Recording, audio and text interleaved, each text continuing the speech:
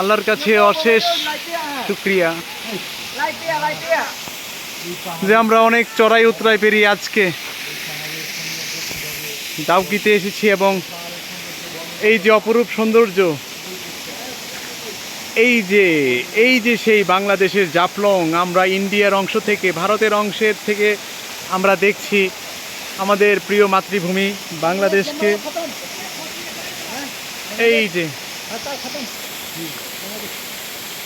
এই যে জাফলং, যেখানে আমরা এই পর্যন্ত আসার পরে আমাদেরকে থামানো হয়, বিএসএফ বিডিআর আমাদেরকে এরপরে আর আসতে দেয় না।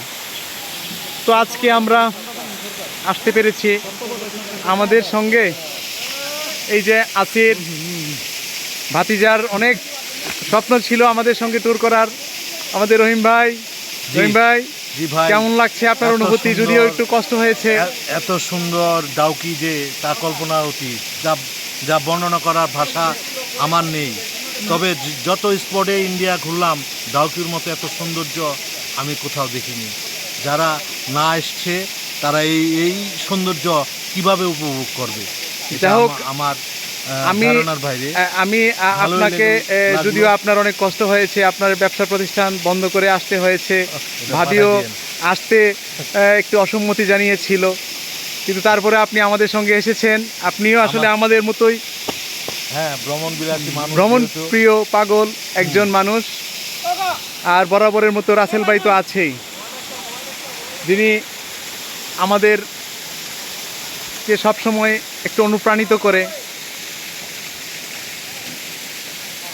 তবে আজকে আসলে আমরা একটা অসম্ভবকে সম্ভবের মতোই, কারণ বাংলাদেশের পরিস্থিতিতে যদিও আমাদের চেয়েও খুব বেশি ভীত ভারতের প্রশাসন প্লাস নাগরিকরা, তারা আমাকে সবসময় জিজ্ঞেস করছে আমাদের দেশের অবস্থা।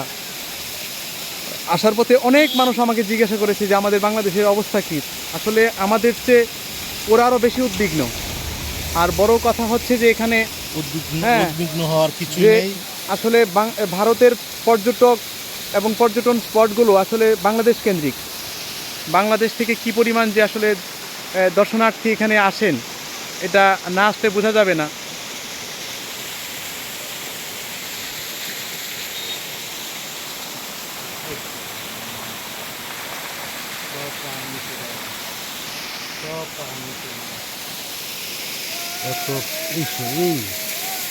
এখানে এই পাহাড়গুলো কিভাবে থাকবে?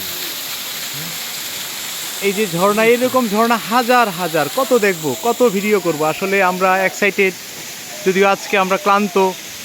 ইনশাল্লাহ আমাদের ট্যুর এই ডাউকি থেকে শুরু করলাম। আমরা এখন যাব শিলং, আজকে রেস্ট নিয়ে গেস্ট হাউসে, তারপরে ইনশাল্লাহ কালকে থেকে বের হবো, আমাদের অন্যান্য যে স্পটগুলো আছে ওইগুলো দেখব।